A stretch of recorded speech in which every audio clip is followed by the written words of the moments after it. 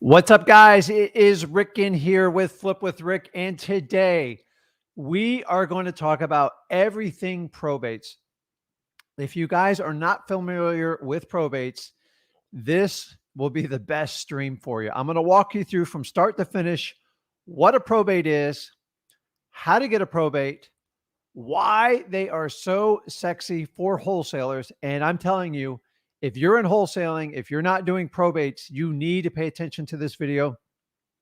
And then I'm going to share with you my best tips and tricks on how I do probates. And at the end, we are going to go through a Q&A. So we are on Friday. This is live. And guys, jump on in. Put your comments in there. I'll answer them in order. And get excited, get pumped up. I am not a guru. I do this stuff for real. I've done in excess over 500 probate deals, and I started probates way too late. So those of you that don't know, is I did a deep dive in probate, and I analyzed it, and I broke it down step by step, how to do it in my market, and I figured out how to scale it. And today, probates are my #1 lead stream, my highest profit. And I'm telling you guys, probates are custom made for your wholesaling business. So let's dive right into it. Let's jump in. And we first want to just talk about, while you guys are waiting to come on here, let's talk about what a probate is. So, but before we get into it, I want to tell you why I love probate so much. So now I'm talking from Flip with Rick. So I've had a flipping business. I'm approaching 20 years in doing this, guys.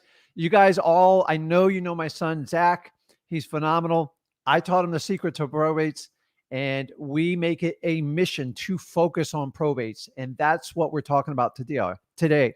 So our average deal outside of probates in today's market, wholesaling, I'm talking about no other strategy other than wholesaling, guys. I don't do novations. I don't do really fix and flips. I do wholesaling deals. We average $30,000. So now I'm in Florida, and the market's really good, as most of you all are. So, hey, who's going to sneeze at a $30,000 profit? Guys, I have a lot of experience doing this. I didn't start out making 30 grand. I made a couple grand. I made 10 grand, and I worked my way up over the last 20 years. And that's what I want to teach you here today. Now, 30,000, nothing to sneeze at, and everybody should be entitled to do that. But by adding the strategy of doing probates, that's right, guys, $50,000 plus is my average profit on a probate deal. So you want to know why I'm so adamant about doing these, why I am the foremost expert in doing probates. You know why? Because, guys, I follow the money. And when somebody wants to pay me almost twice what an average wholesale deal is, why not do it? Guys, probates are custom made for wholesaling. They are the perfect way to make the highest profit. And in my opinion, you will not break the bank chasing down probates. So if you're just starting out in probates, or you've tried probates and you're frustrated with it, I want you to go through this, and we are going to share the entire process. So, but guys, I get it. The word probate's kind of like, it's not a real sexy topic in itself. So the $50,000, if that doesn't get your attention on this video, then go tune into somebody else. Because I'm telling you, I know everything there is about probates from a wholesaler side, and I want to share with you. So the biggest thing that kept me from doing probates was I felt like I was going to be an ambulance chaser. You know, that like lawyer or like a claims specialist, and you're chasing people down. And once I got that stinking thinking out of my mind, I really opened up myself, and I figured out how to help people with probates. Guys, when you're helping people out in probates and wholesaling, you are creating a win-win situation. Excuse me on that. You are not a burden to people. Yes, you're going to get chewed out a little bit. You're going to be told some stuff, but I'm telling you, $50,000, guys, pay attention. If you're making little $3,000 and $5,000 wholesale profits, probates will forever change your life. It doesn't mean you stop doing the other stuff. It means you add this to your arsenal. But so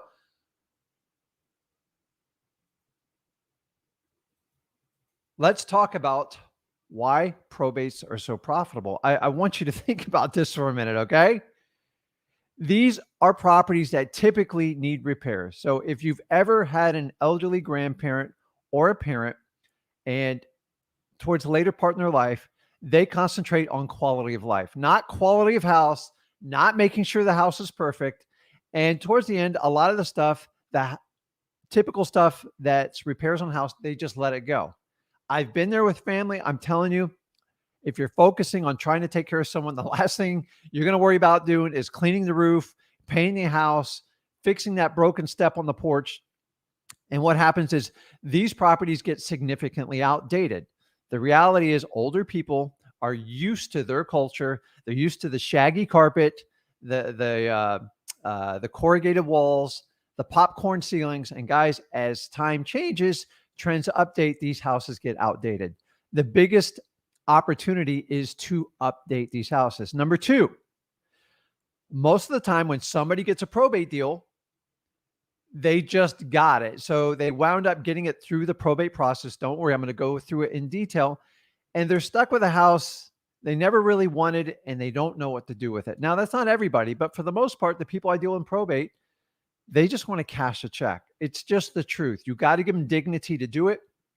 And when you do it, they like the idea of a quick sale and they don't have to pay in their money. Remember, some of these have a mortgage. You got to maintain the lawn. You got to turn on the utilities. You got to pay the taxes. You got to pay the insurance. Nobody wants to hold on to that forever, especially if you have to pay the bill. And if you don't pay the bill, it goes against the probate and it winds up being a liability.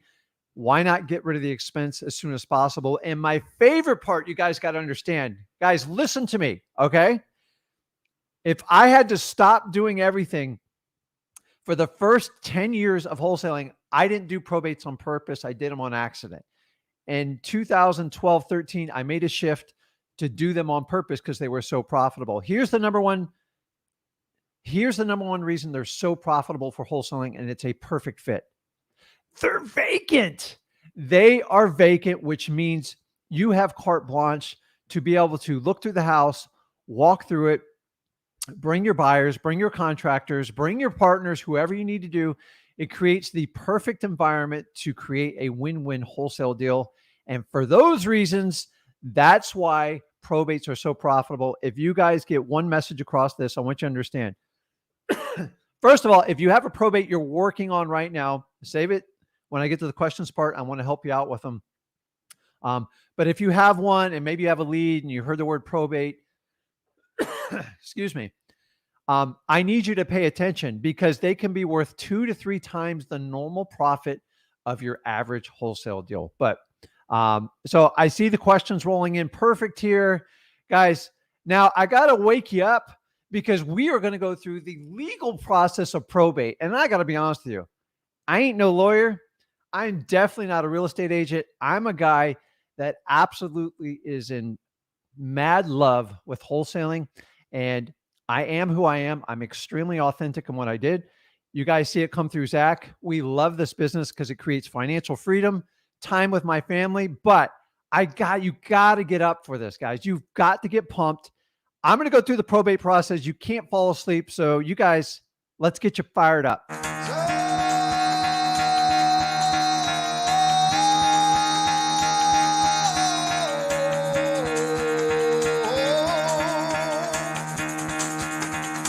Get the fuck out of bed, bitch. Go.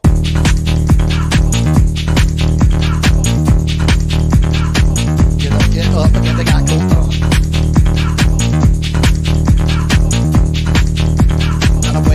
Time to wake up, bitch. Get up. Get up. Get up.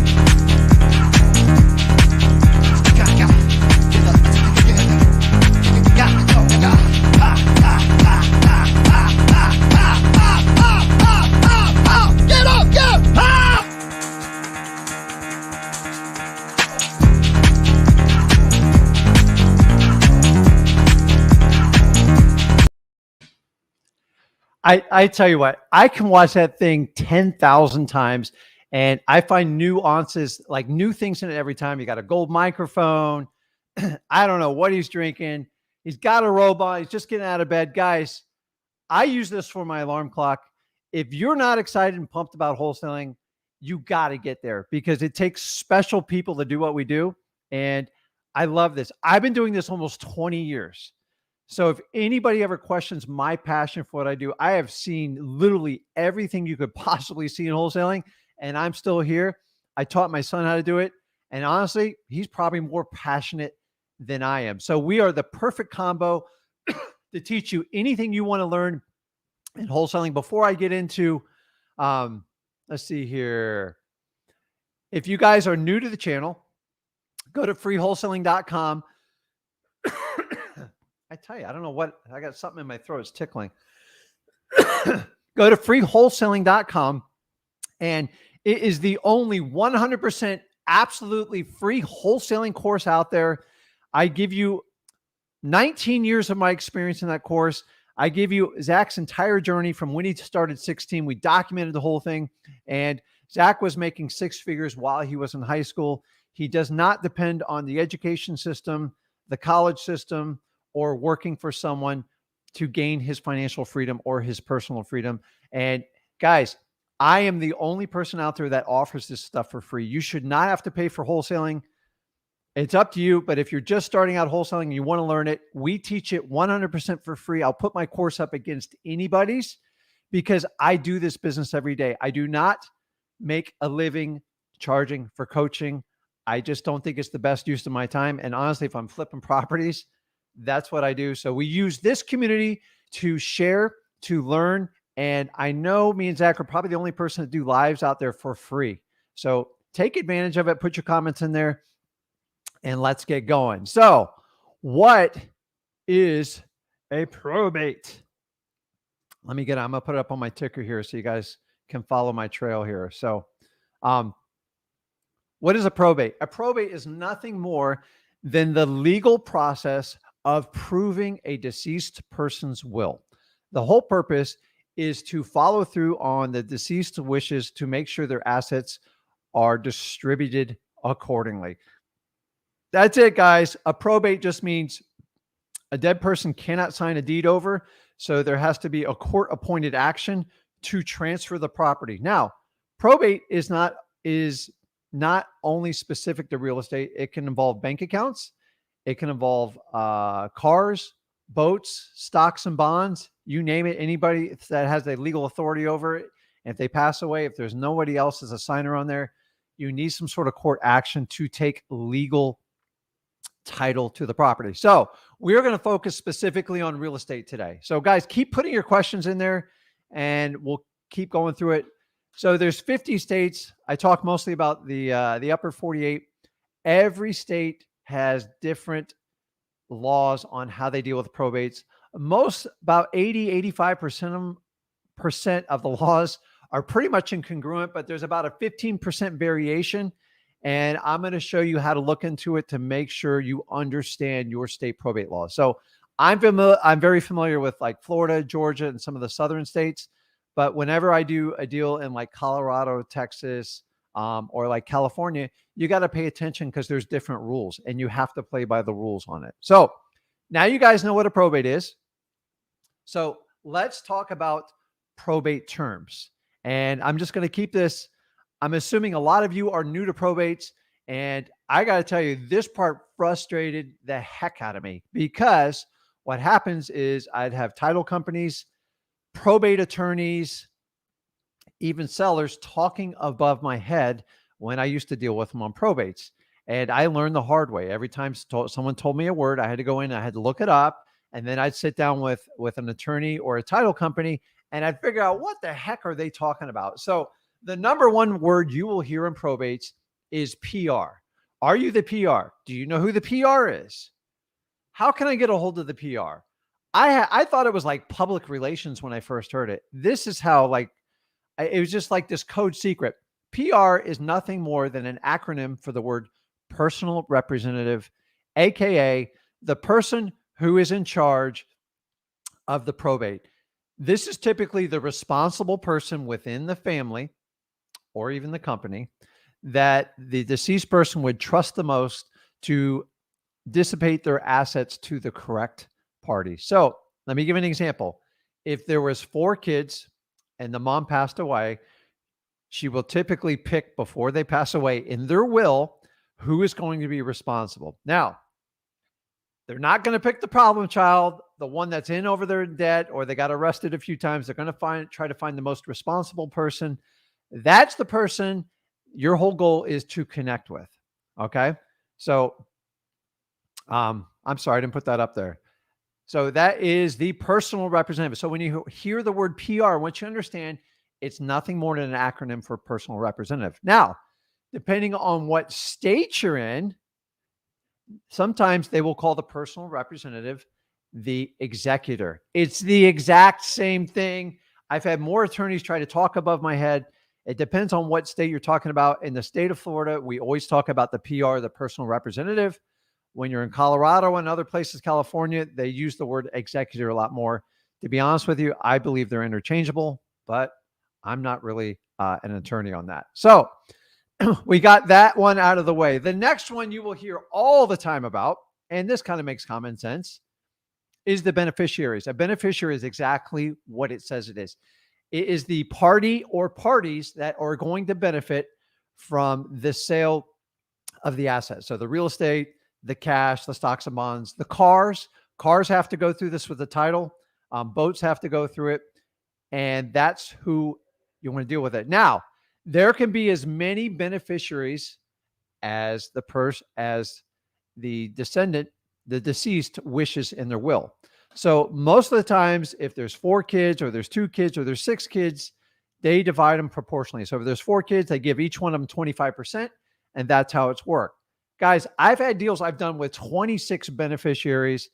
The only little secret I can share with you, sometimes it gets more complicated the more beneficiaries there are, because the true essence of a probate is the beneficiaries get together and they all decide how they want to, the price they want to sell the property at. Now, the beneficiary, the personal representative of the executor, not the executor, is they are typically a beneficiary as well. So if there was 4 kids in there, one of them is usually going to be the personal representative, and they'll also be the beneficiary. So it's usually they all try to talk to each other. So if they get a contract on a property and you're talking to them, as you know, the more people that are involved in the decision-making, the harder it is to get a decision. There's always one person wants to sell quick and one that wants tippy top dollar.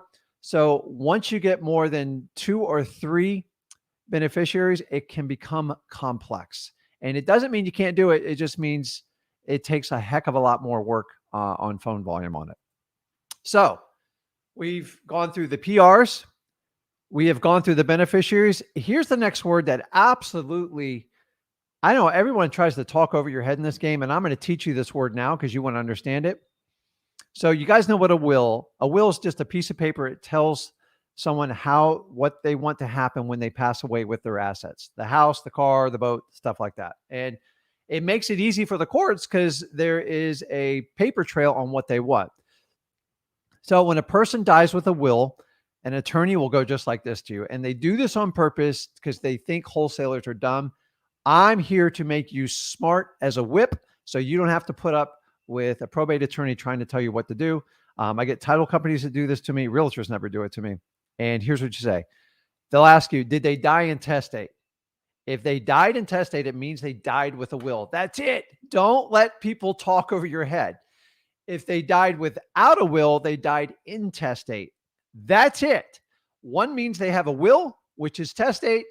The intestate means they do not have a will. I can tell you this thing shot across the bow, and probate attorneys use this to test you to see if you're an authority on buying probates. And I know this because I asked my attorney, they'll ask you, did they die intestate or intestate?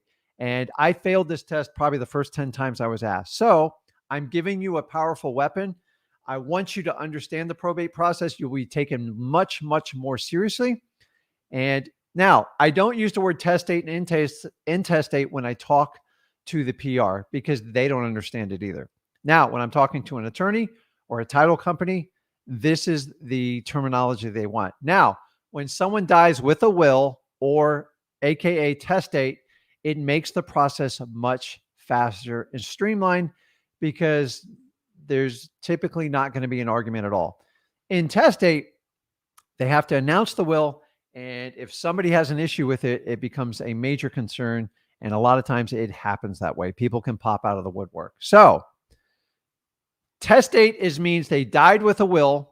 Intestate means they died without a will. Guys, that's it. Don't let anybody talk over your head.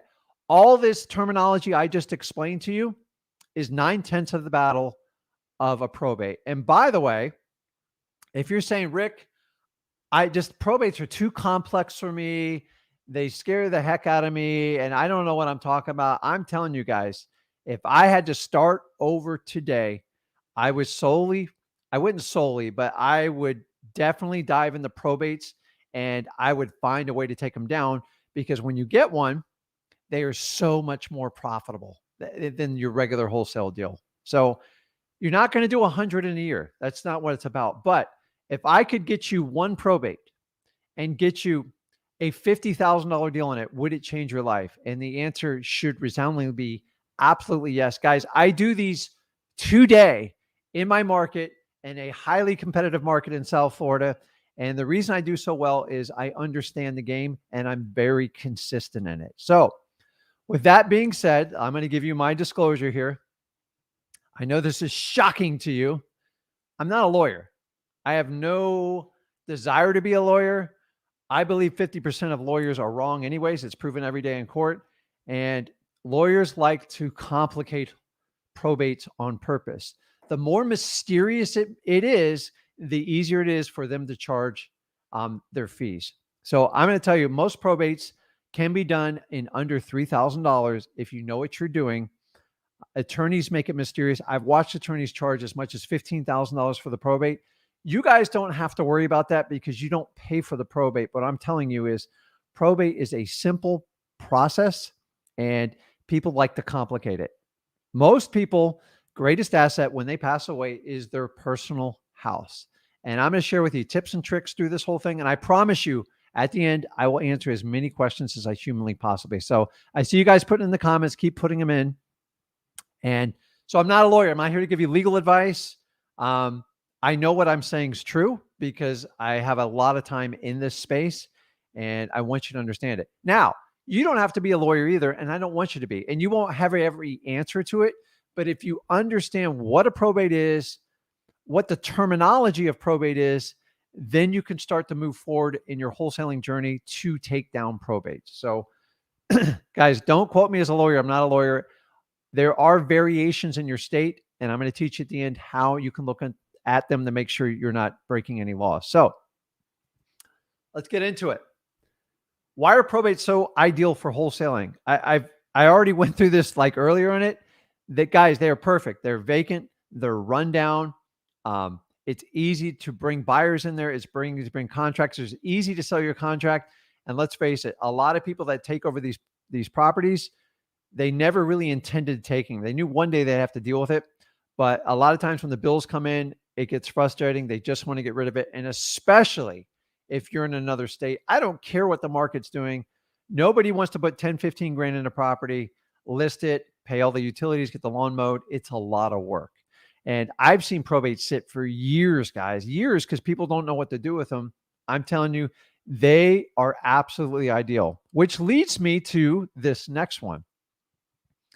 Why most wholesalers don't do probates. I could probably go on this topic for 2 hours alone. I'm telling you, I didn't do it. My first my first 9 years. I didn't do them on purpose. I did them by accident. And you know what? How I came to this revelation is I sat down with my accountant. He pulled 2 or 3 deals out of my pile. He goes, why did this deal make 50 grand and all the others made in like the low 20s? Now, this was earlier in my career. I said, he goes, what's so special about these deals? I go, I don't know. I went back and looked at them and we figured it out with the title company. They were probates. And that's when the light bulb went off. I go, man, I've got lightning in a bottle here. This stuff is incredible. And I had to have an accountant say to me, Rick, just go out and do more deals like that. You're going to save a ton of money, a ton of time, and you'll make more money. So you guys know I always preach quality over quantity. I'm not a guy that wants you to make 100,000 phone calls, spend $30,000 a month in data, when honestly, you can do deals like this, have very minimal overhead. I don't have an office. I've had an office. They are a losing proposition in wholesaling. All offices are temporary because we go to our customers. They rarely ever come to us. And most wholesalers don't do it, A, because they don't understand it.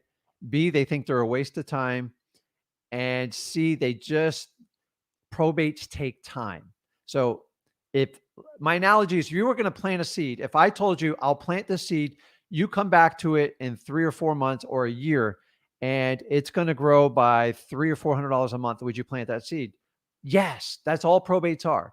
And I'm going to show you the biggest objection wholesalers have. They think probates take forever. Guys, my probates are all done in 90 days or less. We have a few exceptions, but for the most part, I'm going to show you how to do a probates without waiting till the probate is complete. That is the secret. Attorneys will tell you you have to wait till the probate's done. Why? Think about it. The more complicated they make it, the more secrets they tell you about probate, the more they can charge the client. I've seen $15,000 bills for a probate, and I've seen probates done as little as $1,200. Why? Because one thinks he's a wizard. He must have got together with the other gurus out there. Guys, there's no secrets. I'm telling you, anyone who tries to give you a secret they're just messing with you. So they do it because if they give you the secret, you'll have to pay them for it. And then they think you're magically going to fix your problem. And the reality is just a marketing scheme. So guys, do me a favor. I see some likes hitting on there. Dude, give me some love here. Give me likes. I'm going to teach you guys for free. I promise there's no upsells in this. No one's going to call you and offer you an $8,000 course, $10,000 course. I hear you guys all every day tell me about, hey, these guys are calling me. Guys, I'm not here to flip students. I'm here to flip properties. And most importantly, teach you how to flip properties just like I do it. I believe there should be no secrets. You should learn wholesaling for free, just like you learned your ABCs. So guys, I really appreciate the thumbs up. Okay. So what else do I get? Why do most wholesalers, you know what? They just don't understand probates. Everybody wants to run everybody over, get a deal real fast. And honestly, if you had to wait 3 or 4 months to get a $50,000 deal, do you think that's better than chasing around $3,000 and $5,000 deals or doing all these like new fancy terms? Everyone's trying to create a new term to sell you to. I'm kind of, guys, probates have been around forever. This part is never going to change in the business, but let's keep diving into it. Okay, so the next question is, Rick, how do I pull a probate list? Okay, this is simple. People have made this really, really complicated lately. Okay, this is how I started out, and this is how I suggest everybody starts out so you understand the mechanics. All probate leads are generated at your local courthouse level. That's it. They have to be filed there. They have to be recorded, and it is of public record. That is a fact. It's not debatable. Now, the question is, how accessible are these files? Well, as times change and marketers have gotten much more aggressive, the county and the states feel it's their obligation to protect private information. And I do agree with them to a point. But the reality is they're saying no to everybody who pulls these lists. You know why? Because there's so many marketers out there. There's companies out there that hire people to go to every county to pull these leads, put them on a website, and then sell them to you for $300 per county per month. You don't need to do that. If you don't have money and you're short on funds, guys, go to your courthouse and just pull the probate list. Go to the probate department, ask them for help, ask them how often they're uploaded. And some of them you actually have to physically pull. And I know you're going to go, Rick, man, that's brutal in today's age. That is a gift to you. It means you have a competitive advantage over people.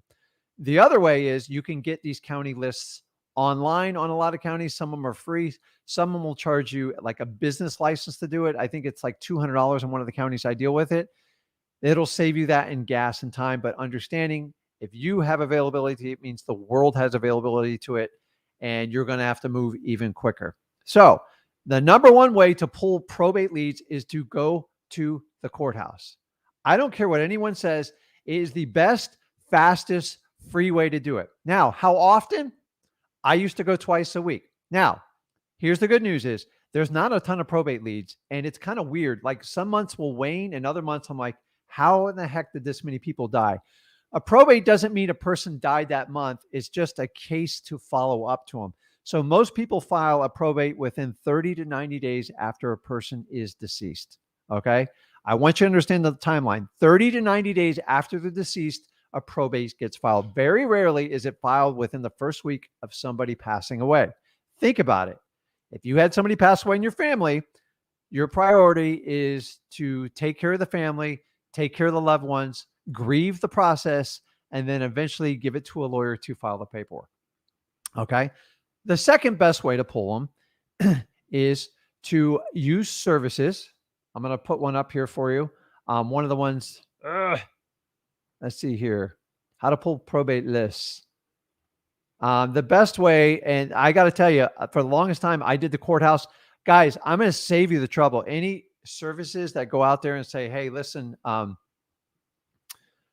have a service and I can do this. I pay people to go to the courthouse. Every service I ever used, and I tried them all. It was so hit or miss. My data was so much better. And the list was usually 60 to 90 days behind. Remember, I'm pulling leads that week at the courthouse. I absolutely crush my competition. And that's the problem with the list. It was convenient, but the information was so dated, it drastically affected my results. So I've tried every service. The one I like the best, if you want to do it kind of the lazy way, which I have no problem with that, listrei.com. Go to the pre-probate sections. It's powerful. I'm going to talk about pre-probates at the end of it, but check it out. $97 a month. You get a 1 week free trial with ours. And guys, we use it. So I'm telling you, it absolutely works. It's not perfect, but it scrapes every one of them in your county. And we still do the courthouse on top of it to get the absolute freshest leads. And then we use listrei.com to scrape them. And I like to use listrei.com when I do virtual probate investing, because I'm not getting in a car and driving. If I'm doing Georgia or Tennessee or anything like that, that makes the best sense to do that. So there's only 2 ways, in my opinion, you can pull a list. Be very wary of any company that wants to sell you like this data, because in my opinion, I've just tried them all and it's very, very dated information. So, okay. So let's go on to the next one. Rick, how do I market to probates? Guys, this is probably one of my favorite topics of it. I would like to tell you it's like big bulk mailing, but as I said earlier, like in my average county, the most probates we get in a month is 60. The most I've ever seen is like 70, high 70s. I've had it as low as 22. So here's the good news is I told you wouldn't go broke doing probates. You won't. So most of the marketing is very, very simple. Can you deal with 50 leads a month? Okay. Here's the secret to marketing. I don't care what method you use, which I'm going to go over all of them, is consistency rules everything. So if you only have 40 or 50 leads in a month and you get through your first month and you go, oh man, that was terrible. That sucked. I'm going to stop doing that. It didn't work. You're like 90% of the people out there. You have to consistently do it for 12 months to get the results you desire. That's how probates work. If you want a quick hit, home run, to me out now, because it doesn't work in probates. And that's the number one problem why people fail at probates. It's not instant success. You can have instant success, but the minute you stop, you're going to have zero success. Because remember, when you talk about 30, 40, 50 leads, it takes 3 to 6 months to build up momentum to work through all those leads. And I want you to understand that. So many people try it and they quit after a month or two. Like that's like getting halfway up the hill, like 90% of the way up the hill and not enjoying the view at the top. Guys, it takes time. So there are not a lot of leads. So what I would do is do not do postcards on it because they don't work. Postcards are very informal. They don't work. What I do is do a full 8.5 by 11 sheet of paper. Do not do handwritten letters on it. It doesn't work. I've tested it out. I'm telling you, they don't take you seriously when you handwrite the letters.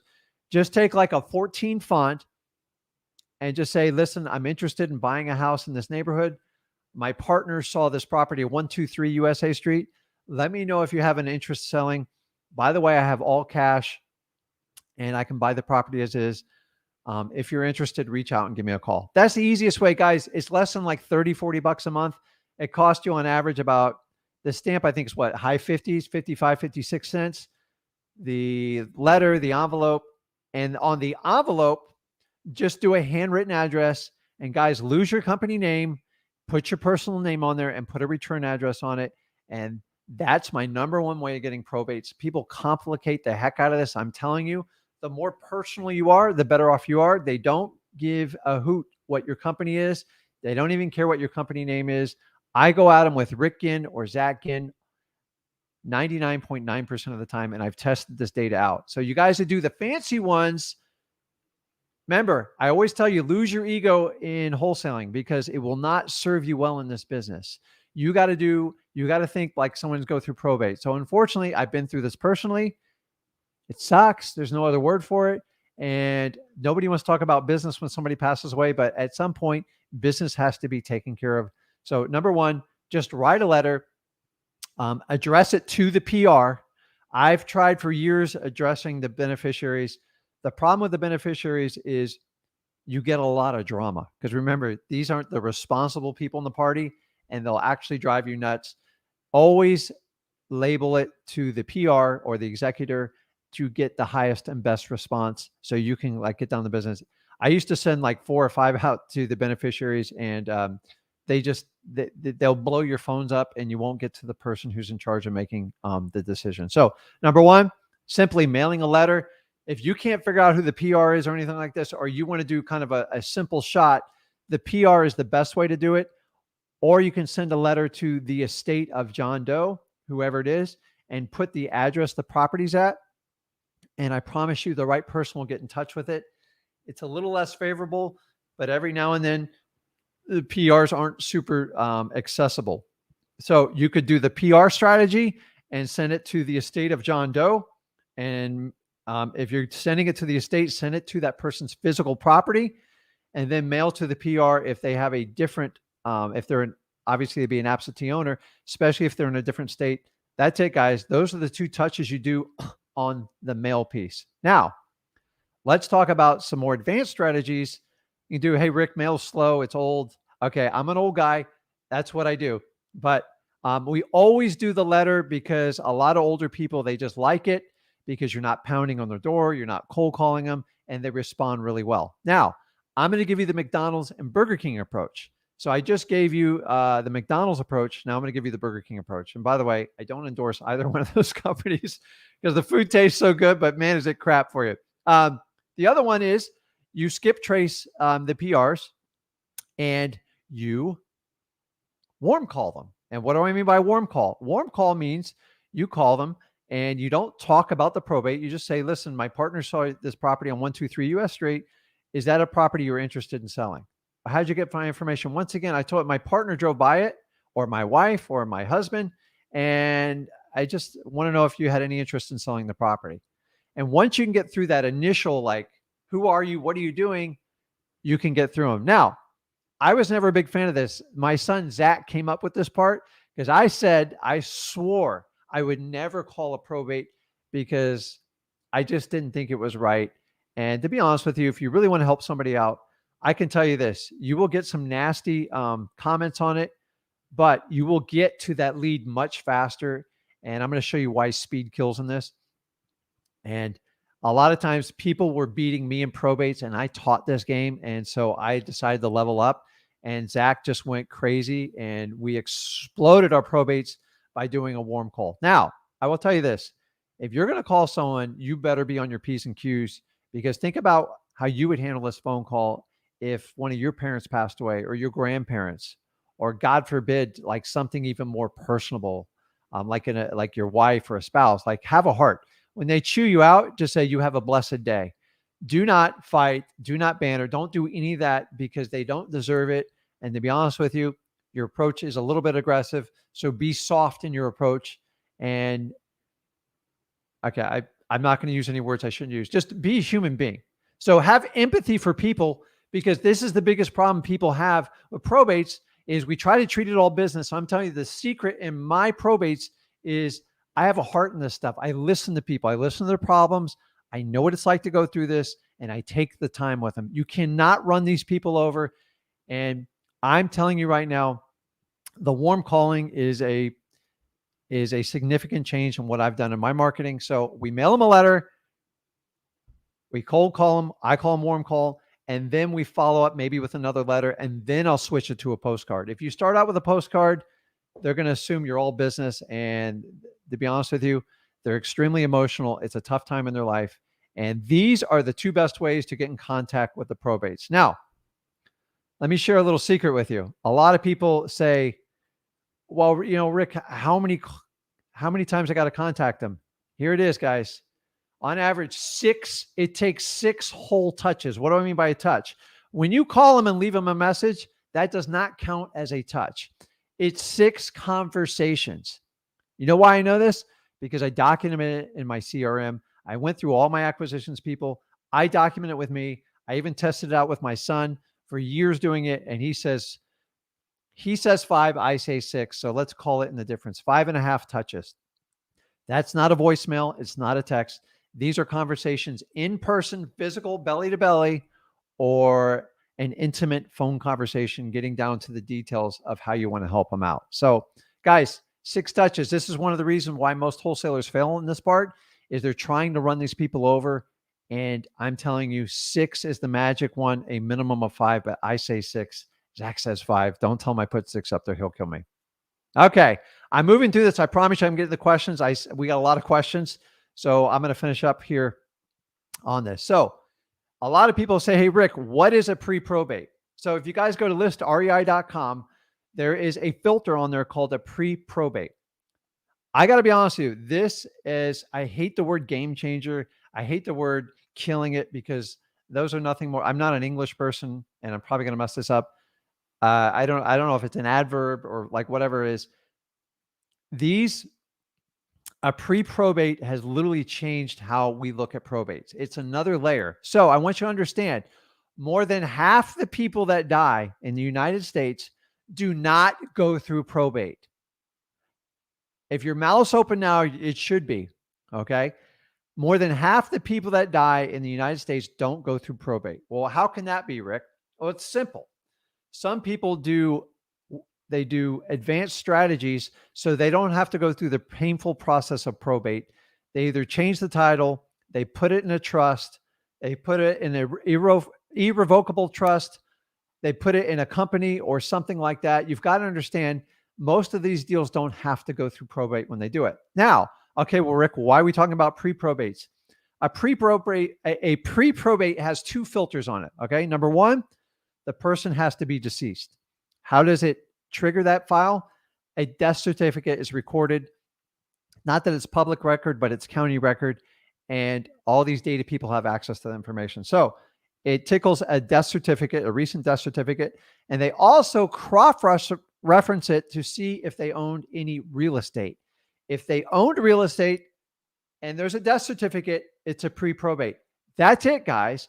The reason why this list is so valuable with listrei.com is you can find 50% of the probates that are never going to come up on your average wholesaler's list, and you have the advantage of chasing them down. Guys, if somebody passes away, there's always an opportunity to buy the property and create a win-win situation. Here's a little secret. Like in the state of Florida, I know Georgia, most of the southern states, we have what we call a homestead exemption. And simply what that means, if I reside in the property, I live there full time for at least 1 year, and I prove it's my residence, not only do I get a discount on my property tax, so they usually exempt you the first 20 or 25,000, up to 50,000.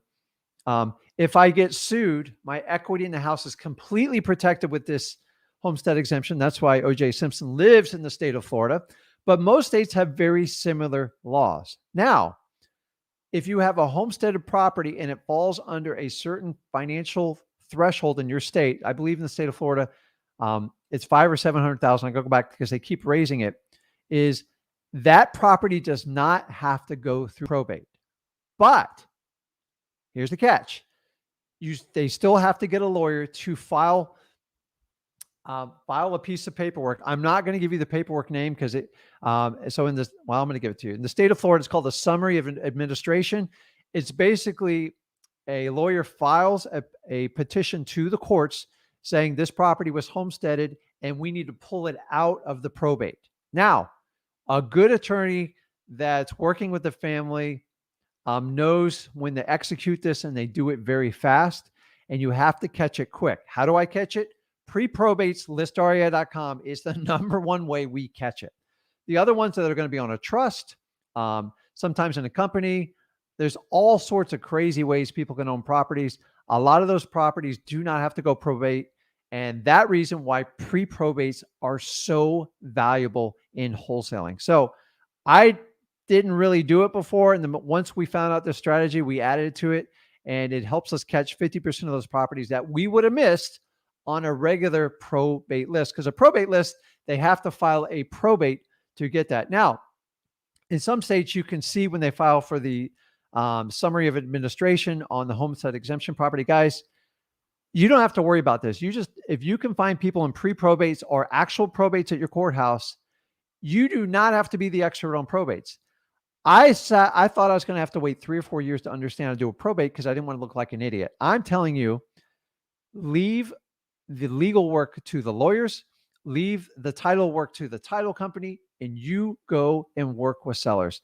That is your highest paid skill in wholesaling, and it always will be. And here's the best part. If you don't know the answer, you're going to develop relationships with lawyers and title companies to help support you, and you get them a timely answer back. Never lie to them, and be empathetic and tell the truth. So that's a pre-probate. We're almost done. I'm getting the questions. I promise, guys. And here's a huge secret, guys. I want you to understand this. Empathy and speed is everything for your probate success. I talk about speed. If you can get to that lead first, which is what opened my eyes on probate, I'd go down to the courthouse. I'd physically pull it. Me and my wife did it. Actually, at some point, I did an entire recording of how we actually did this, how we asked for it. And I'll have to figure out, Zach, to put it up here and post it. You can go to freewholesaling.com. I believe it's all on there. But I'm telling you, speed is awesome. And the problem is if you guys buy these old outdated lists, I thought, hey, why don't I just do probates? I'll just stack up like 6 months worth and just mail them all at once. It doesn't work. It actually fails miserably. Don't do that. Most probates are sold within 30 to 90 days. End of story. Okay. 30 to 90 days.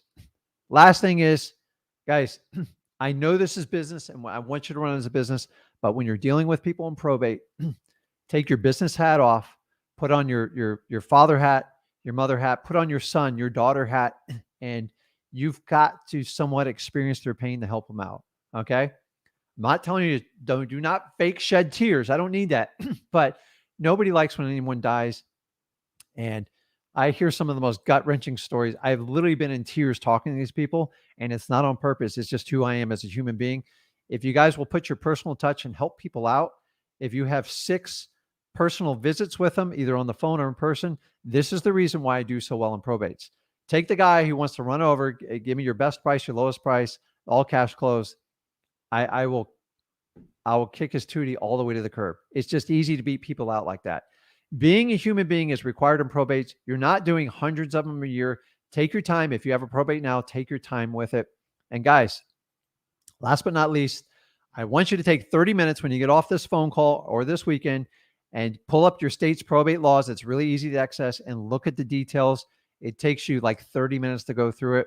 At one point, I took all 48 states and shared it with everyone. I don't have it anymore. And obviously the stuff's been updated since then, but you got to take your time to read the specifics of probate laws. There's some little minutia things you've got to understand, and it will make a difference in helping your clients. Remember, you're a guide through their journey. You want to get them through their pain. You want to create a win-win situation, and you want to help them out. So you're there to service your clients. The ones that don't want to do with it, like just move on and just be really, really nice to them is the key. And guys, last but not least, I'll tell you this. Here's a little secret on probates. Most of my probates are done within 30 to 90 days. I never wait till the end of a probate. If you can get a probate under contract with the PR, you have all the power. The attorney cannot kick you to the curb. If you wait till they consult their attorney and the attorney wants to review everything and he's going to control it, I guarantee you, you are not going to be in control and you're not going to get a good price. and the attorney's going to either try to pull money out of you or get you to get an appraisal or BPO. And that's not what we want you to do. You are in control. If you can go get a contract, how do I do that?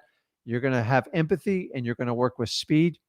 And if you don't have the correct answer to it, you're going to go bring somebody on your team, your lawyer, your title company, whatever it is. So guys, that's it. I'm going to jump into the comments here and I'm going to reward the first questions because I love people who take action. And let me just fix some things here.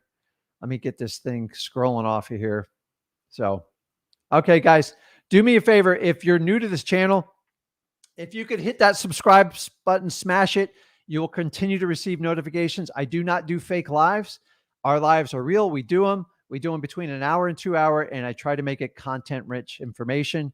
And yes, our lives are always 100% live. You will never see like a live that's not live. It drives me. You ever gone to a live and they're not really live because they can't answer your questions? We're not going to do that. So also, if you could do a thumbs up for me, give me a big thumb, show me some love on this.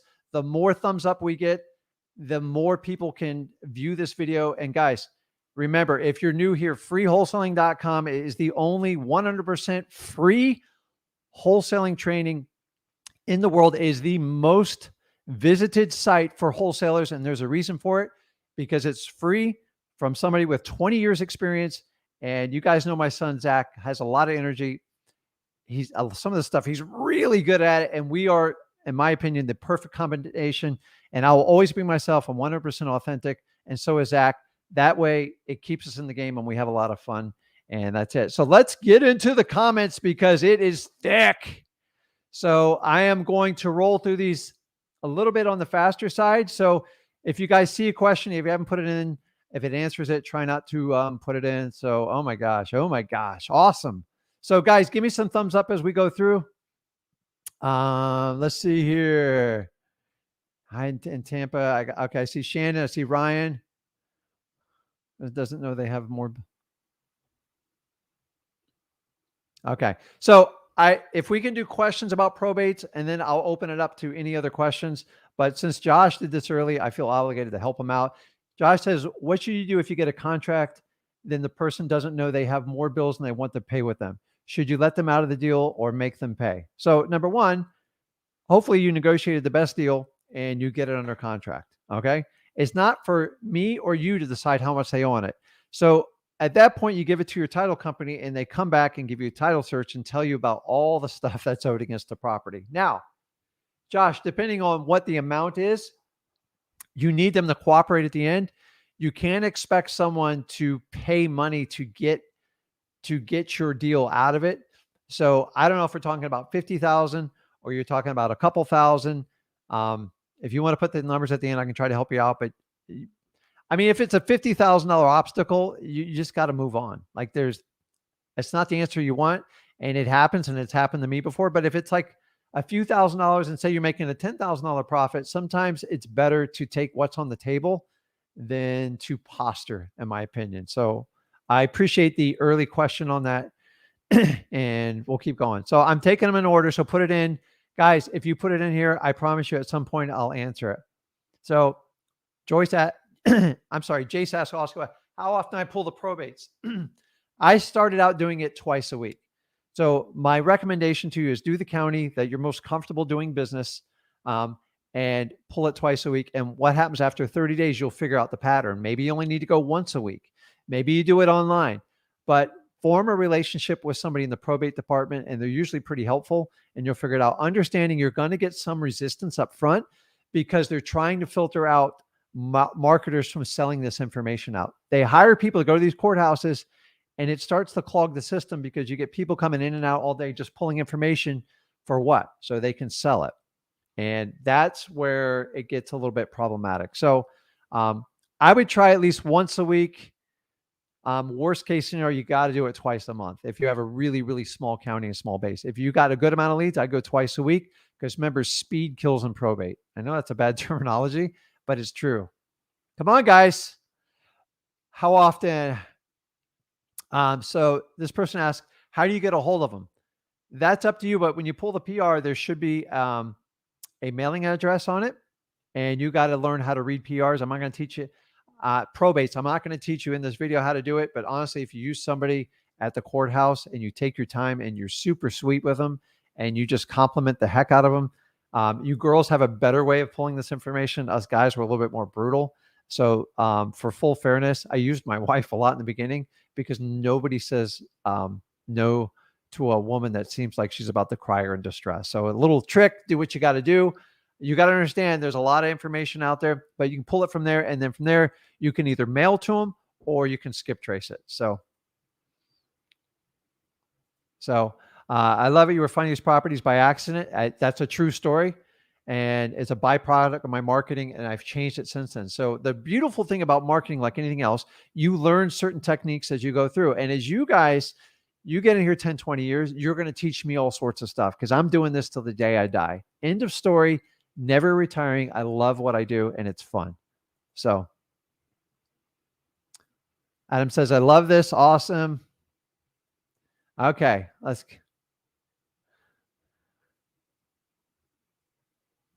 Okay. These are good questions here. So he says here, Dooney. Let me know if that's right. I can get a contract signed. If you can get a contract signed for 135 and the ARV is 170, and it needs no work, it's really a no-brainer. That is an easy candidate to do an assignment. That is the process of selling your contract to a third party and you taking the difference from your contract price to your in-seller's price. You prefer to sell it to a cash buyer. Why? Because it's faster. There's no underwriting and it happens really quick. On an assignment, you don't pay any fees when you do that. So yes, you can. Barbara likes our video and I appreciate it, Barbara. Guys, every time I watch that video, I have to like study it all the time. Remember, I almost see it every day. So I love it. Do you have direct mails for probates? Do you have direct mailers for probates? I do, but remember, it's not a high volume. You guys don't want to, I don't go to a print house for our probates. We do it all in house because we do less than like 150 letters a month. And it's a very personal touch. We do a blue ink touch. If you guys want to learn a little bit, let me see here. If you want to learn how to really kill it in mailing, go to mailingmastery.com. I have a course in there. It's 100% free. It's just a very detailed course to teach you how to dominate direct mail. Now, for full disclosure, I don't do probates in there because it's very simple. You don't need a mailing house to do it. But if you want to do any other type of direct mail, everyone asks, hey, Rick, how do you do direct mail? Go to mailingmastery.com. I show you how to do the entire thing. And I promise you, there's no upgrade fees on it. So, okay, keep the questions coming. Let's see here. It's Kayla. What's up, buddy? We spoke to him from Hawaii yesterday. He does windows and he's in an awesome location. So, and I believe he's trying to do it on Hawaii. He could do it virtually. And my son taught him a couple techniques on how to overcoming his fear of cold calling. And the biggest thing is we told him to take action. And instead of giving him a script, we gave him something to have a conversation with. And if you guys want to check it out, I believe it's recorded. Check it out. But awesome. I don't know how to do it. I don't know if you do it like that or not. So, yeah. So Raphael asks, if you JV with someone and they have a cash buyer, should they share the cash buyer info with you? Well, that's like a personal touch and you start to kind of get in like realtor territory. I would do this, Raphael. As of lately, wholesalers don't have a lot of respect for each other and they constantly like undercut each buyer's list. I've personally experienced this. So understand, if you JV with a deal, they're going to get your buyer's information. There's not a whole lot of way around it. So just be aware of it and maybe have your person you're JVing sign a confidentiality agreement and let them know there's some pain involved if they go around you. But I'm going to be honest with you, they still all go around you. So, but what I would do if you have the buyer, I would let them know if they ever call you, please contact me immediately and let your JV partner know that going around my back, it'll get back to you like right away. And then you stop doing business with people like that. Okay, Raphael, what kind of deals does creative financing come into play? Any deals that doesn't fit in the traditional wholesaling manner. Sometimes it has too much debt on it. They own it free. They just don't want that price. And the word creative is exactly what it is. Creative creative real estate is all about cash flow. It's not as important about what you get under contract for. It's about the monthly cash flows. So ideally, you don't want a property that needs a lot of fixing up. And if you concentrate on the cash flows, which I have other streams that go into more details on that, but that's what they derive on. Okay. Adam's going to watch this replay like 10 times. So you guys should do the exact same thing. I'm telling you, I'm giving you like 10 years of my experience doing probates. You are literally getting a cheat sheet on how to get it. And keep in mind, I have not charged you a dime. If that has value to you, give me a thumbs up right now, because my whole goal is to get this group bigger than anything else out there, to show people that we can work together. I can give you information for free. I know that's shocking on the internet, and this old school way of doing coaching and courses, it's just done. It's done to death. I'm tired of it. I don't knock for people. They want to do it. That's fine. Enjoy your living while you can do it. My job is to make this information as accessible as possible. And the more people I get on this channel, the more people I can help out, the greater of a legacy I'm going to have. And I want you guys to be part of it. So keep the thumbs up. I appreciate it. Hit that subscribe button. Awesome. Brandon, the more complex, the better, because less people go out and try to attempt these deals, less competition. I agree completely. The reason I did not start in probates, because I felt it was like overwhelming and I didn't know what I was doing. And it was probably one of my biggest mistakes. I don't believe there's any mistakes in life. I believe everything happens for a reason, and it's how you learn in life. So I'm not justifying all the D's and F's I got in high school. And I apologize to my parent, if my dad's listened to it, but the reality is you got to fail somewhat to learn in life. And I agree 100% with you, Brandon. So, all right. Get that deal done. So you're getting some support here, guys. Use the chat. You can work with people that will help you out. We're all like-minded here. And remember, the whole goal of this channel is I'm not going to secretly sneak in your pocket and hit you with an upsell, a $5,000 or $10,000 course. It's not. I flip properties. I don't flip students. And I want to change how the wholesaling business is. I believe everybody should be able to learn it for free. So, remember that. Okay. So Rocky, I got to make some assumptions here. What should I do next when I have the attorney's number that is assigned to the house that I want to buy? Do not call the attorney. Absolutely worst decision you can make. You need to get in charge and hold of the PR, which is the personal representative, or the executor, depending on what state you're on. The attorney is going to roadblock you. They're going to make it difficult, and they're going to tell you all the stuff you can't do, and they're going to talk down to you. So, Rocky, get a hold of the owner. That is the key, which is going to be the PR. So the owner's passed away. We need to find the PR, the person that's going to be in charge of it. That information you find out on the actual probate court document. You guys getting this? Contacting the attorney when a probate is filed is a waste of your time, because they're going to tell you everything you can't do. They're going to try to discount you as fast as possible. How do I know? Because I went through this roadblock. Now, if I form a relationship with a probate attorney and then they refer me a file, they know how I operate. I've pre-framed the conversation and they're easy. If I try to hit that attorney, I don't have a relationship, I am nothing more than a number to them, and they're going to try to get the highest and best and almost act like a realtor for the client. Okay. Fred asked, do I need more than letters of testimony to allow title companies to close the sale? Fred, once again, this is where I want you to take 30 minutes and read through your state's probate process to understand. The easiest way is to talk to your local title company. It's not a shortcut, but they will give you probably a 2-minute answer to this question. That's how I would handle. They need to get some sort of official letter, either a letter of administration, a testimony, whatever it is, to clear the title for someone to sign on behalf of the deceased person. And that's what probate's all about. So Q's active today, man. He says, tell me more. So, okay. All right. Hey, what is the best list in South Florida, Fort Lauderdale? Now, I grew up in Fort Lauderdale. A lot of my family lives there. So you guys' population's booming. There's a lot, Florida's the place where people go to God's waiting room. So they're the exact list I told you. Get access to your courthouse, either go in person or go online, or go to, let me show you on here. I put it somewhere. Where is it? So I don't have to keep repeating. I'm going to leave this up so I don't have to keep repeating.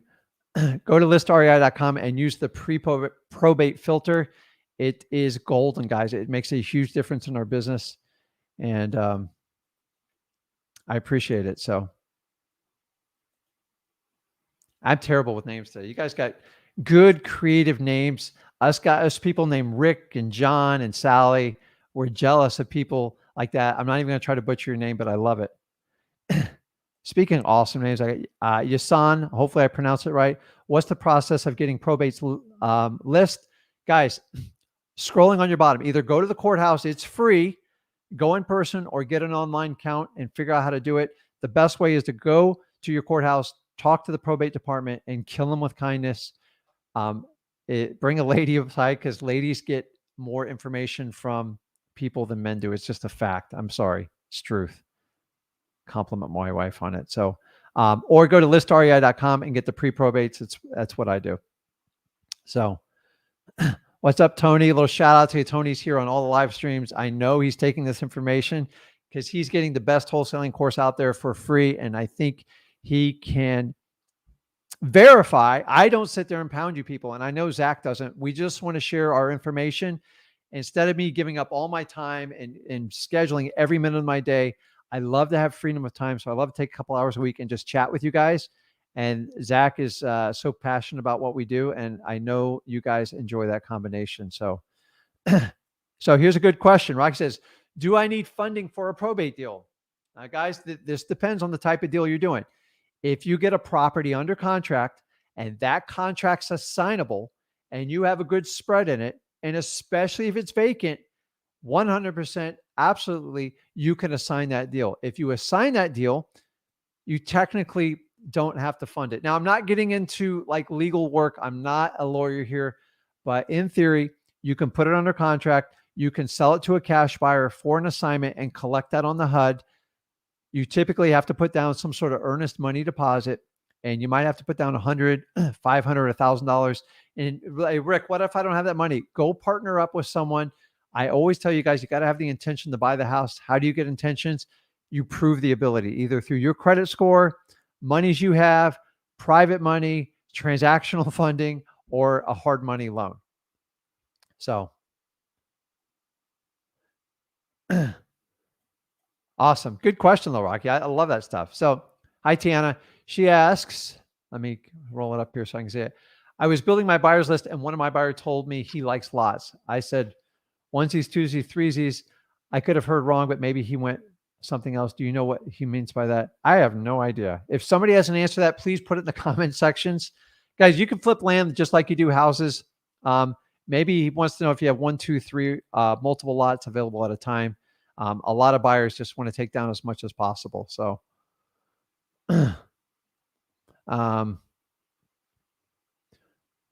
Takia, he's over in Hawaii, and I agree with him. So based on your relationships with your community, everybody around you, and if you'll take the time to be empathetic, help people out, and come from a level of service, there's no reason you can't make a ton of money and help the family out. So I agree completely. Relationships are the difference in making a ton of money in wholesaling or just being average. Rocky says, can I find probate leads in PropStream? Yes. Go to listrei.com and look under the filters, pre-probates. Honestly, that's how I do all my virtual markets. Some of my local markets, locally, we pull them. We physically pull them, or we do them online. So either way works. So Hassan says he loves it. Okay, guys, we're ripping through questions here. So PR stands for personal representative. It's just an acronym. Personal representative, that's the person who is in charge, the responsible family member in charge of taking care of the last will and testament to make sure their loved ones' wishes come through. So Tony's a busy guy. I bet Tony gave me a thumbs up. You guys give me a thumbs up. I appreciate it. The more it climbs, the more inclined I want to stay on this live. I want to answer questions because I do this for free, man. Like why people charge, And by the way, I think the one-on-ones in coaching is kind of dead. It's more like 100 people on Zoom, or you have group A, group B, group C, D, and they schedule all day. You guys aren't getting on one-on-ones anymore. Actually, me and Zach are the ones I know that do one-on-ones, and we do it for free. Everyone else has a minimum $5,000 charge. So Adam gets it. So I made the burger analogy. So McDonald's, I send out a full letter, and the Burger King is my son calls and does what we do, a warm call. Some people appreciate the letter and they feel it's respectful, and the other person thinks the letter is junk mail and they rather have the phone call, and vice versa. So good point there. That's funny. Hey, Tony, you get a lot of respect. So guys, I'm telling you, put a comment in here, I'll answer it. I don't know any other guru sit here and answer questions live. Most of them just sort through the ones that appease, that they can walk you through their funnel. I don't have a funnel for you. Funnel. I like funnel cake. I think that's really good.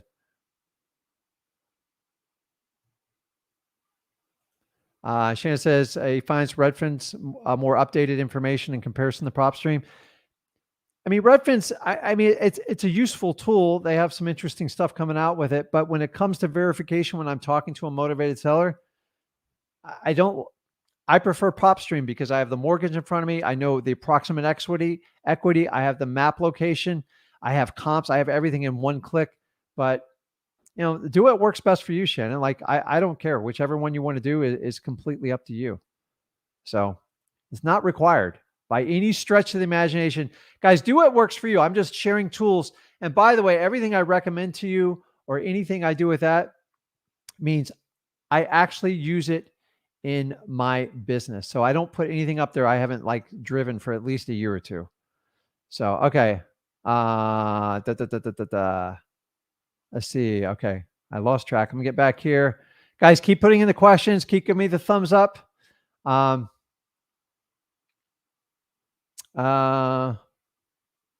Okay. I'm catching up here. I appreciate it, Steve. Hope you're getting value with it. Don says the clerk of court's website will show it. Remember, it just depends on what state, what county you're on. They're all a little bit different. The crazy thing is I go to one county here and I go to one 10 miles away, and it's like completely different in the same state. So leave it to a government to make things complicated, but they do. So you learning the process in your local county, in your local state, will give you the upper hand in the long run, as opposed to most real estate investors don't want to take the time to figure it out. Okay, so Don's got an awesome question. I'm going to give a shout out to Don here because it is a great question. Is there a process the seller has to go through before you get them under contract? So let's define something here. The seller is going to be the PR, which stands for personal representative, AKA the executor in certain states. PR means personal representative. Once the court appoints them PR, they have the legal authority to enter in a contract for that property. They are your seller. So once they get appointed, now, Don, I'm going to share a little secret to you. The PR already knows who it's going to be before they even file the court process. So if I reach out to someone, maybe I warm call them, and Sally is going to be the PR, but she hasn't been designated by the court then, but she's eager to sign a contract, go ahead and have her sign the contract, because that mental capacity blocks out any other investors that can take that deal over. She or he will not list it. I'm going to use the she in this one. And that gives you first right to that property. Now, once they're designated PR, I'm going to go back and have them re-sign the contract and redate it to make it perfectly legal and covered. But that's a little strategy I use all the time. So listen, if you know you're the responsible party for the person that just passed away and you want to sell that property, and somehow Don connects with you and she says, can I sign a contract? Absolutely have her sign it. She's committing to the property. People's words are usually a lot better than what they put in writing, in my opinion. But then if it's 30 days later, she's then officially appointed with the document, just go back and update the contract. And that covers you both ways. Understanding she doesn't have the legal authority beforehand, but she's giving you her intention and word, and that works out. Whenever I have that happen, 90% of the time, it's very, very successful. Okay, Don with bringing the quality here. Don, you better give me a thumbs up when I'm done with this question. So he has a follow-up question. How do you make sure the one they sell, if it takes 30, how do you make sure you're the one they sell to if it takes 30 to 90 days? The exact strategy I just shared with you.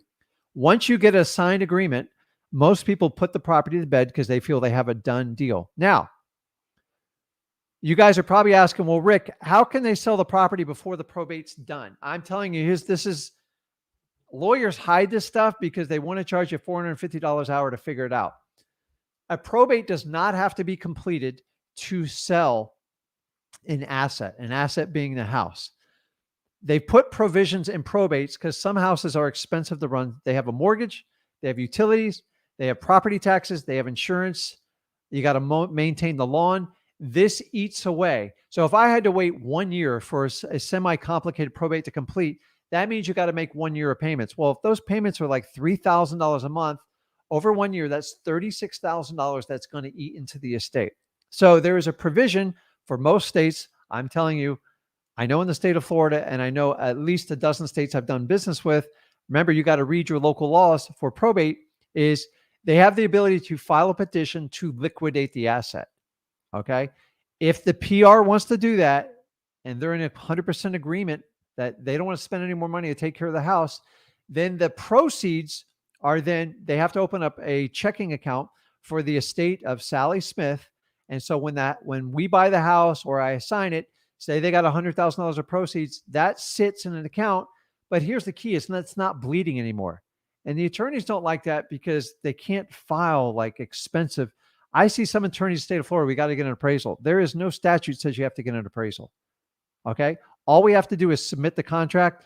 Most of these houses are run down. If you guys are worried about the price on it, if your seller is okay with it, meaning your PR, your personal representative, it's 9 times out of 10 never going to be a problem. These houses are run down.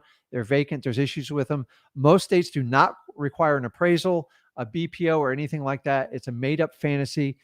Lawyers tell me that all the time. Ask them for a statute for it and watch how they respond to you. So now there might be some states that's required. I'm just telling you that's the exception, not the norm. So awesome question, Don. Right now, we should get out an award for like the best questions in this. So guys, keep them coming. Give me a thumbs up. Let's keep going. So I answered this earlier. It says, how many times do you go to the courthouse for probates? Depends on your county. I would start out doing it at least once. If you want to step up your game, do it twice if it's close. But after 30 days, you'll figure out what the flow of the data is, and you make that decision. Remember, speed kills in probate. The sooner you can get to that lead, the better the chance you have in taking it down. Opposed to the guy that pulls the data once every 6 months, he has no shot against someone like you. Put on your family hat. I agree. So like be a human being. So Ryan says, great video. I know Ryan's going to give me a thumbs up. So guys, just keep thumbing me up. It's the fee for watching the show. And then if you guys can subscribe so you get notified when it comes on. And remember, everything we do is for free. I want to create a legacy. Me and Zach are going to be the only person out here that give away all our content for free, because I think we're so good at what we do and we're so passionate what we do. If I do not collect money from you, you know I'm giving you the accurate information. You know I'm not spinning you. I'm not walking you down a funnel. I'm not inviting you to some crazy mastermind. You're in the mastermind right now and you get it. So I'm out to prove other gurus wrong. You don't have to charge for everything in life. I promise you it will come back tenfold to me and Zach. I'm not even worried about it. So Don agrees with me. I appreciate it. Here's a good one. So Shannon asks, do we hire and pay for a probate lawyer, or does the PR handle that? So I'm going to tell you, don't do it. Especially if you're starting out, let them hire their own probate lawyer. If you want to help research them, maybe give them 3 or 4, that is the perfect opportunity for you to find probate lawyers in your area that you can work with, because now they need you as opposed to you needing them. But I try to stay out of it. So this is the value if you have time to develop a relationship with a probate lawyer, but you're never going to pay for it. There's some more complex strategies we'll go into maybe on another live. So guys, make sure you tune in and you're subscribed and I'll share it with you. But no, let them do it. And to be honest with you, if people die with a will and the house is their biggest asset, in my opinion, my experience of doing hundreds and hundreds of them, very rarely do they exceed like $3,000 in total cost, which isn't bad. I mean, because about 1,000 of that is court cost, and the other part is that, the attorney's got to take his share of it. So how are we contacting the list REI probates? So if you go back and rewind, I don't know the exact minute, the best way is to write a letter, spell it. Go back and rewind the video. I promise you in the beginning, we just do 8.5 by 11 letters. We do it, just do it on a Word document, 14-point font, and sign your name in blue ink under when you print it. It gives a personal effect. It has a huge effect on these deals. And use your personal name, Tom. The other way is you can warm call them. Basically means you're skip tracing them. And if you rewind the video, I give you a basic conversation piece on how to approach those people. Man, this is crazy, guys. I keep the questions coming. Double C says, thank you. Tony says, I strongly dislike pre-recorded lives. I go, listen, I get it. I like it because people, but I don't like, if I see a live, I'll click on it. Hey, I can maybe communicate with this person. To me, it's just disgenuine when it's not live and you know it. And you know why? Because you see it up all the time. Live is live. And if we keep live authentic, it's live. But the minute you're passing off live as recorded as live, to me, you lose authenticity. I just want people to fix it. I listen, it's a clever strategy. I thought about it. Me and Zach thought about it. I go, it's not who we are. It's not what we do. That way, if you'll never know when I go live, Tony, if I constantly have recorded one. So that's the reason. I'm not hating on people do it. I wouldn't do it. So awesome. I have to watch one. So Tiana, here's my tip. And actually, I did a live yesterday with Zach, and I had a lovely lady out of Tampa. I forget her name. I'm not the best with names. But she wanted to know about, hey, I have this property. What do I need to do? And we were looking up all sorts of stuff. We probably spent 15 minutes, and Zach just picked up the phone and called the seller. Now, it went to voicemail, but what I'm telling you is, instead of wasting like all your time, so you're talking about what type of, so you don't want to do any filters on pre-probates because it's a small enough list to begin with. So don't filter out size of the house or anything. I don't care if it's $1 million house. You need as many leads as humanly possible. So no filters. But Tiana, if you're ever in question about like the property itself, just call. Don't waste time.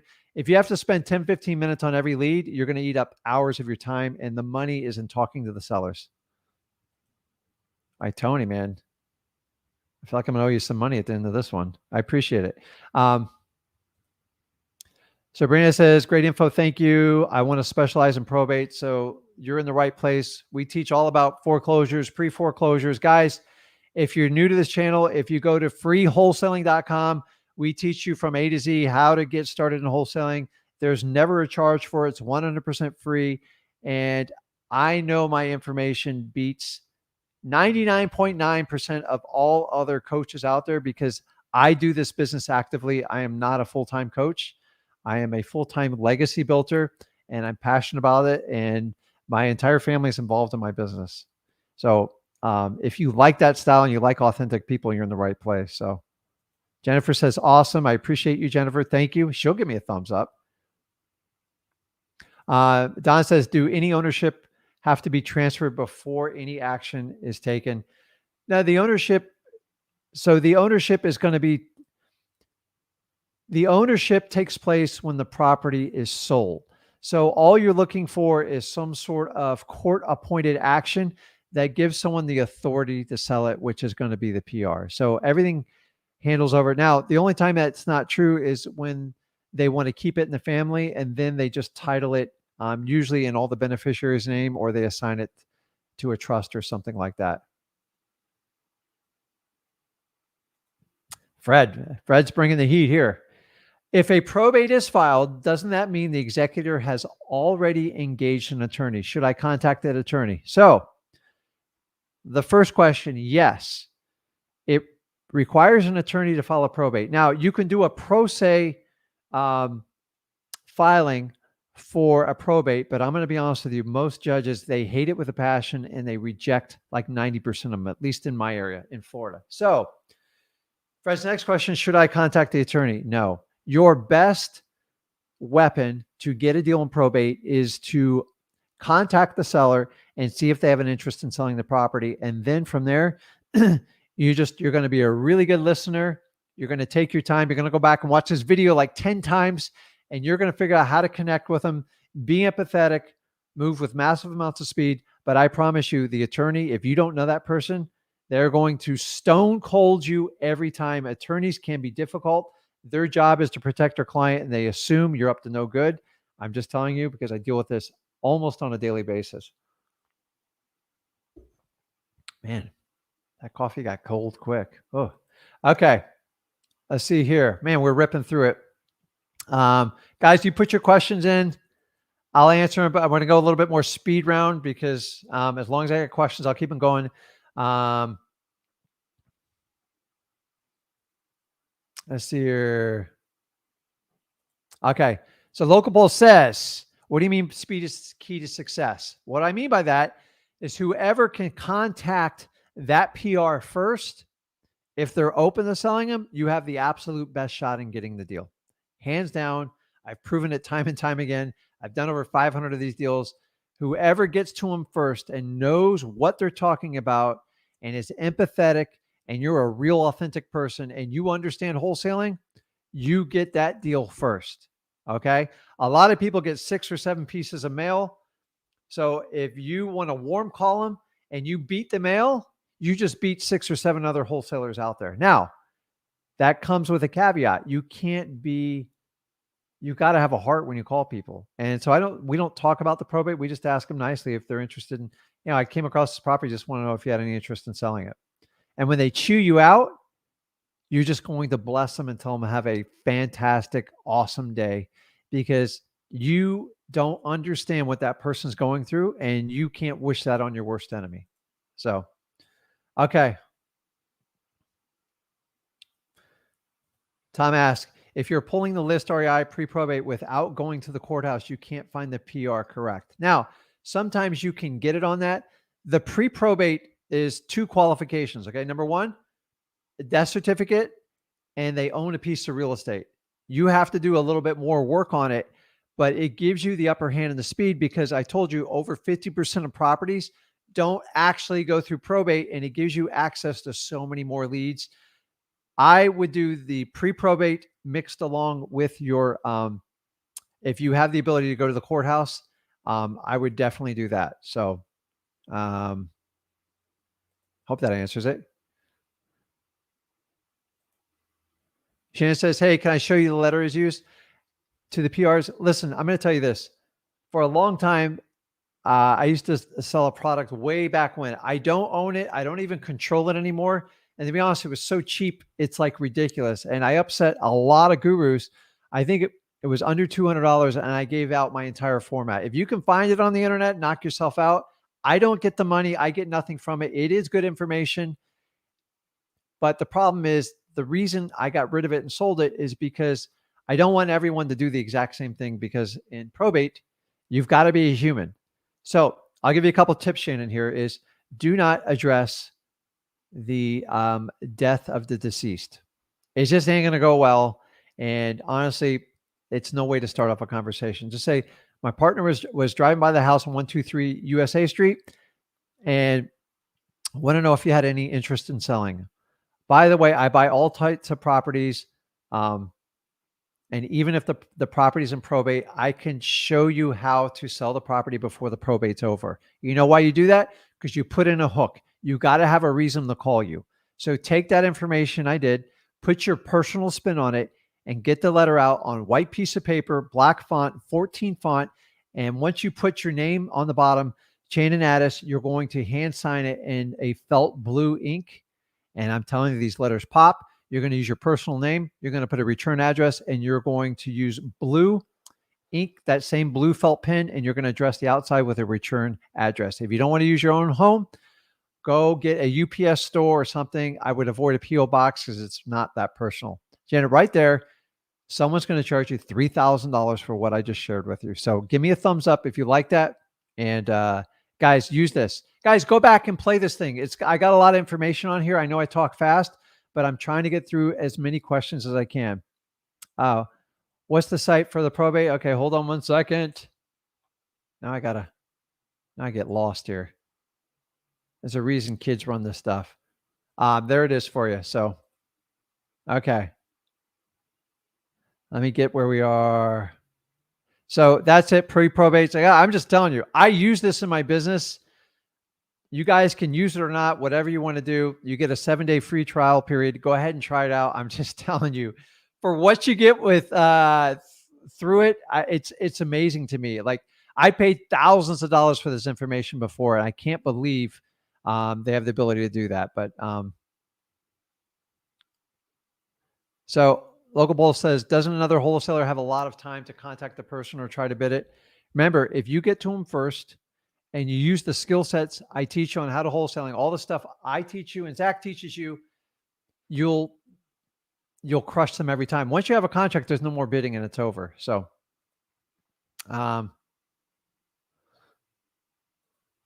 Sue, yes, you can. It's county specific. And so, some still make you do it physically, but don't be scared of doing this. So that's Shannon. We use PropStream with listrei.com. We use that one. We endorse it. Remember, I don't charge you anything for it, but if you like what you see, you get the 7-day free trial period. Just try it out. And we give lots of trainings on it if you use that. So, so Kevin asked, how would you pull probates if they don't reside in that state? Also, in the closing probate, isn't it through assignment or double closing? So the question number one is, it doesn't matter. So remember, you're pulling probates on properties in your county that you market. So even if they're in Virginia, California, whatever, they will come up in the probate. If it's a pre-probate, you got to do a little bit more digging. It's really not that hard. You're just going to cross-reference it with your local property appraiser's office. The second question, closing probates, is it through assignment or double closing? It's to each your own. Now, sometimes we have to go through attorneys and we have to do a double closing and we have to give them fancy, like full length realtor contracts. That's okay. Guys, I will tell you this. Don't use a one-page contract on probates, because if you have to submit it in front of a judge or an attorney, they're going to dismiss you as a low-level wholesaler and they're going to advise your client to get out of your contract. So in the state of Florida, we unfortunately have a 15 to 21 page, what we call a FAR contract. It does the exact same thing a regular contract is. You can put in your inspection period or whatever. There's no difference on it. So, Bill says, my county, I assume it's in Colorado, publishes a legal newspaper with notices to creditors to check something like your county. That's true. So here's a really good question. How do you suggest follow-up to follow-up script if they are too emotional already on the first call? To be honest with you, you're going to have to use like your heart right here, and you're going to have to decide if, I mean, dude, if they're crying to the point you can't hear them, I'd probably wait 3 weeks or maybe even a month. If they're like, listen, I got a lot on my plate right now, can you just call me back? I probably either going to call them back 3 days to 7 days. As I said, sometimes you're going to be right, sometimes you're going to be wrong. I will tell you, if you go after the cold calling strategy, you're going to lose some. If you're too aggressive, you'll get none. If you're too soft, you're going to lose out on a lot of opportunities. You're going to have to find that fine line. And that's where Zach is an expert. I'm just not a cold caller, but I know the value because we make a lot of money off that in our business. So, Akio's still here, man. Awesome. I appreciate that. So one video at a time, watch it 7 times, guys. And the beauty of YouTube, social media, everything is you have access to me and Zach 24/7. Go to freewholesaling.com. I deep dive into all these subjects to teach you how to do this business. And the crazy part is it's absolutely free. If you guys are contemplating paying for a program, do me a favor, go to freewholesaling.com, deep dive into that, and then decide if you want to purchase a course. But I already know the answer to that, because they're going to tell you, well, we're going to do one-on-one with you. Well, guess what? I'm doing one-on-ones with you. I'm not charging you a dime. And you know where to find me every Thursday and Friday. So I appreciate it. The best way to find the PR is going to be actually on the probate document. That's the best way to find it. Worst case scenario, if you want to find it, just mail to the estate of John Doe at the property that's on the probate, and hopefully you can get in contact with a person like that. So Gail's like, flip properties, not students. I tell you, man, think about it. If you're going to scale something, it's super sexy if you just, like, I could, listen, freewholesaling.com, I seriously discussed about selling with Zach, and I just said, like, we can't do it. We are going to change the real estate investing world. So remember, I sold that for plenty of money, and many of you offered to pay me for it, and I didn't take a dime. So I'm just telling you, it's not always about money with me. If you want to create a legacy, most people that start selling courses, they get all excited, they sell it crazy, and then they all go away. Like, I could give you tons of names. I've been in this business going on 20 years, and they fade away because they sell these big, giant packages, and it's all about you getting on the retirement program. Guys, the world's changed. I mean, the financial system's changing, how you receive information, how you learn, schooling. A lot of it's broken. Guys, you can learn so much here. You just got to make sure you get them from credible sources. I appreciate it. Donna, yes, it's being recorded. You can come back and check it out.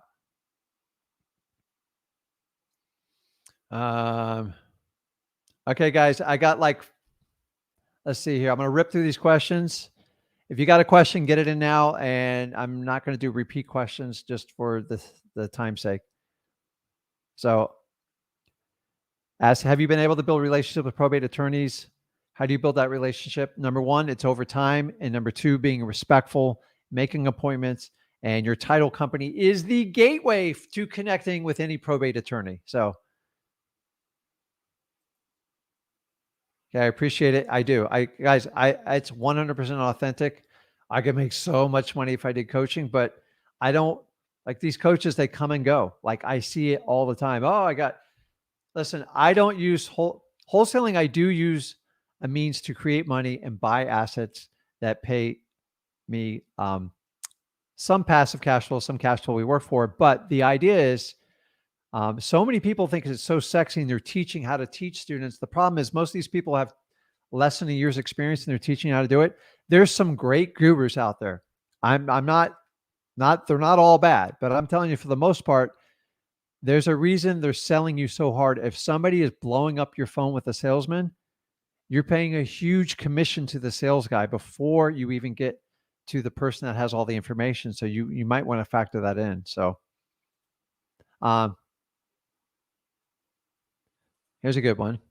When a beneficiary asks you to pay the probate fee, what do you suggest we do? Well, here's the problem is you're legally not allowed to hire an attorney for him because it's not your property. Trust me, I've tried this. Now, what you can do is you can figure out what the probate fee is, and you can factor that in. So if I'm making a $50,000 spread, and they agree to do the probate attorney fee, say it's $3,000, then just take the $3,000 out of the deal. But what I would do is I would tell most people give a retainer fee to the attorney, usually half of it or $1,000 up front, usually $1,500. They could pay the $1,500. Or if you're getting a smoking deal and you want to fund that, then understand you're taking risk when you do that. But I'll play those odds all day long. And then the other $1,500 can be paid at closing to the attorney. Why? Because it gives, number one, it gives the attorney incentive to get it done quickly, so they get paid. And number two, your client, your seller knows what the end outcome is. Occasionally I pay for the whole thing when I'm making a monster profit, but I'm in direct contact and I have a relationship with that attorney. But remember, it's not my property. So a lot of that information you're not privy to. So be careful. That's why you want to stay out of the client attorney relationship, because you're not actually the client. You would just be funding it, and the attorney will remind you every day. So, okay. Appreciate all the help. The homeowner told me the ARV is 160. He said he wants 140, but the ARV is actually 250 minimum. So now you guys know your local markets, verify the information. I never, whatever the seller says, I never take it. I take it with a grain of salt, because 9 times out of 10, it's not completely accurate. So, but yeah, dude, it sounds like you got a deal. Just go work on it. How would you get over analysis paralysis? What I would do is take marketing action right now, whatever it is. You're going to do mailers, you're going to do cold calling, and start doing it. I tell you, if you got a house you've been looking at for a while, go up there and knock on the door and get it done. All right. What's up, Rick? 18-year-old from Fresno, California. Listen, my son started at 16, 17. There's no reason. I started when I was 33. I'm giving you a leg up, guys. It doesn't matter. This information is for free. A lot of people tell me, well, Ricky, if you don't have skin in the game, it doesn't work. Okay, whatever. The biggest complaint people get when they buy from a guru is they have no money for marketing. So 18, your enthusiasm and youth should trump an old guy like me. So awesome job. Okay, guys, we are wrapping up here. I think I got all the questions. Tony, I appreciate you. I appreciate everybody on this. And let's see. So we're sending a letter. Tiana, that's a personal decision. You have to make that decision. I'm not going to make it for you. I hate cold calling. I hate it. Zach will do it in his sleep. And that's the difference between me and Zach.